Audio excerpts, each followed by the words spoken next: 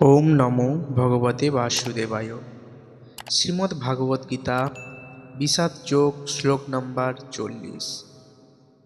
অধর্ম মানে অধর্ম, অভিভবাৎ মানে প্রাদুর্ভাব হলে, কৃষ্ণ মানে হে কৃষ্ণ, প্রদুষ্যন্তি মানে ব্যভিচারে প্রবৃত্ত হয়, কুলস্ত্রিয়ঃ মানে কুলবধূগণ, স্ত্রীসু মানে স্ত্রীলোকেরা, দুষ্টাসু মানে অসৎ চরিত্রা হলে, বার্ষ্যেয় মানে হে ঋষিবংশজ, জায়তে মানে উৎপন্ন হয়, বর্ণ সংকর মানে অবাঞ্ছিত প্রজাতি।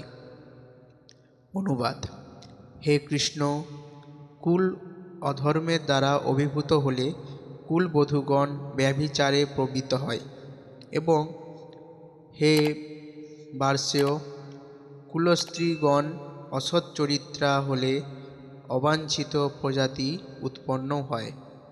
তাৎপর্য: সমাজের প্রতিটি মানুষ যখন সৎ জীবনযাপন করে তখনই সমাজে শান্তি ও সমৃদ্ধি দেখা দেয় এবং মানুষের জীবন অপ্রাকৃত ঐশ্বর্যে পরিপূর্ণ হয়ে ওঠে।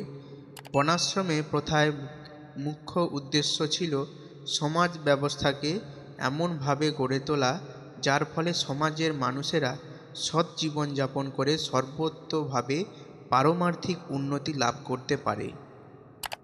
এই ধরনের সৎ জনগণ তখনই উৎপন্ন হয় যখন সমাজের স্ত্রীলোকেরা সৎ চরিত্রবতী ও সত্যনিষ্ঠা হয়। শিশুদের মধ্যে যেমন অতি সহজেই বিপথগামী হবার প্রবণতা দেখা যায়, স্ত্রীলোকেদেরও মধ্যেও তেমনি অতি সহজেই অন্ধপতিত হবার প্রবণতাও থাকে। তাই শিশু ও স্ত্রীলোক উভয়ের পরিবারের প্রবীণদের কাছ থেকে প্রতিরক্ষা ও তত্ত্বাবধানের একান্ত প্রয়োজন। নানা রকম ধর্মীয় অনুষ্ঠানে নিয়োজিত করার মাধ্যমে স্ত্রীলোকেদের চিত্তবৃত্তিকে পবিত্র ও নির্মল রাখা হয় এবং এভাবেই তাদের ব্যভিচারী মনোবৃত্তিকে সংযত করা হয়। চাণক্য পণ্ডিত বলে গেছেন, স্ত্রীলোকেরা সাধারণত অল্প বুদ্ধি সম্পন্না, তাই তারা নির্ভরযোগ্য অথবা বিশ্বস্ত নয়।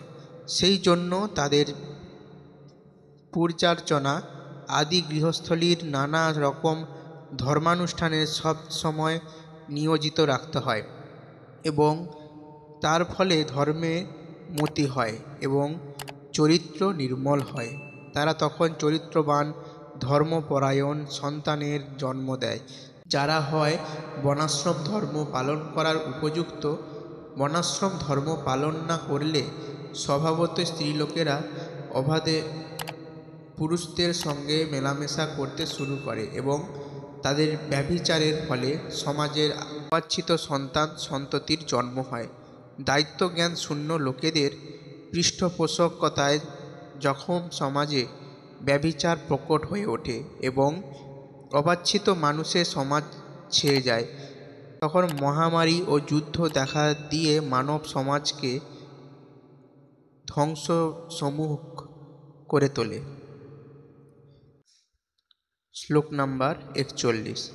শঙ্কর মানে এই প্রকার অবাঞ্ছিত সন্তান, নরকায় মানে নারকীয় জীবনের জন্য সৃষ্টি, এব মানে অবশ্যই, কুলগ্নানাম মানে কুলনাশক, কুলস্য মানে বংশের, চ মানে ও, পতন্তি মানে পতিত হয়, পিতরহ মানে পিতৃপুরুষেরা, হি মানে অবশ্যই, এসাম মানে তাদের, লুপ্ত মানে লুপ্ত, পিণ্ড মানে পিণ্ডদান, উদক্রিয়াহ মানে তর্পণ ক্রিয়া। অনুবাদ: বর্ণসংকর উৎপাদন বৃদ্ধি হলে কুল ও কুলঘাতকেরা নরকগামী হয়। সে কুল পিণ্ডদান ও তর্পণ ক্রিয়া লোপ পাওয়ার ফলে তাদের পিতৃপুরুষেরাও নরকে অধঃপতিত হয়। তাৎপর্য: কর্মকাণ্ডের বিধি অনুসারে পিতৃপুরুষের আত্মাদের প্রতি পিণ্ডদান ও জল উৎসর্গ করা প্রয়োজন। এই উৎসর্গ সম্পন্ন করা হয় বিষ্ণুকে পূজা করার মাধ্যমে। কারণ বিষ্ণুকে উৎসর্গকৃত প্রসাদ সেবন করার ফলে সমস্ত পাপ থেকে মুক্তি লাভ হয়। অনেক সময় পিতৃপুরুষেরা নানা রকমের পাপের ফল ভোগ করতে থাকে। অনেক সময় তাদের কেউ কেউ জড়দেহ পর্যন্ত ধারণ করতে পারে না, সূক্ষ্ম দেহে প্রেতাত্মা রূপে থাকতে বাধ্য করা হয়। যখন বংশের কেউ তার পিতৃপুরুষদের ভগবৎ প্রসাদ উৎসর্গ করে পিণ্ডদান করে, তখন তাদের আত্মা ভূতের দেহ অথবা অন্যান্য দুঃখময় জীবন থেকে মুক্ত হয়ে শান্তি লাভ করে। পিতৃপুরুষের আত্মার সদ্গতির জন্য এই পিণ্ডদান করাটা বংশানুক্রমিক রীতি। তবে যে সমস্ত লোক ভক্তিযোগ সাধন করেন তাদের এই অনুষ্ঠান করার প্রয়োজন নেই। ভক্তিযোগ সাধন করার মাধ্যমে ভক্তশত সহস্র পূর্বপুরুষের আত্মার মুক্তি সাধন করতে পারেন।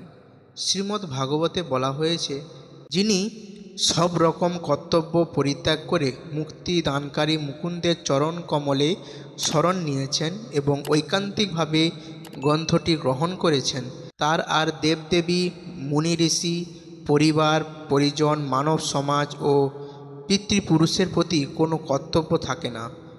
পরমেশ্বর ভগবানের সেবা করার ফলে এই ধরনের কর্তব্যগুলি আপনা থেকেই সম্পাদিত হয়ে যায়।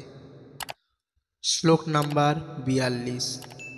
দোষৈহ মানে দোষ দ্বারা, অতৈহ মানে এই সমস্ত, কুলঘ্নানাম মানে কুলনাশকদের, বর্ণ সংকর মানে অবাঞ্ছিত সন্তানাদি, কারকৈহ মানে কারক, উৎসাদন্তে মানে উৎপন্ন হয়, জাতি ধর্মাহ মানে জাতির ধর্ম, কুল ধর্মাহ মানে কুলের ধর্ম, চ মানে ও, শাশ্বতাহ মানে সনাতন। অনুবাদ: যারা বংশের ঐতিহ্য নষ্ট করে এবং তার ফলে অবাঞ্ছিত সন্তানাদি সৃষ্টি করে, তাদের কুকর্মজনিত দোষের ফলে সর্বপ্রকার জাতীয় উন্নয়ন প্রকল্প এবং বংশের কল্যাণ ধর্ম উৎসন্নে যায়।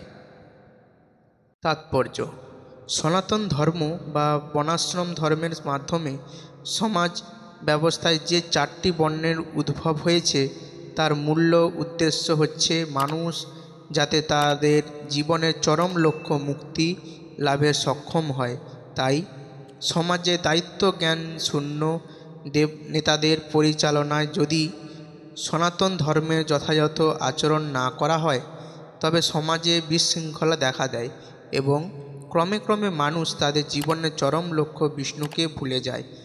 এই ধরনের সমাজ নেতাদের বলা হয় অন্ধ এবং যারা এদের অনুসরণ করে তারা অবধারিতভাবে অন্ধকূপে পতিত হয়।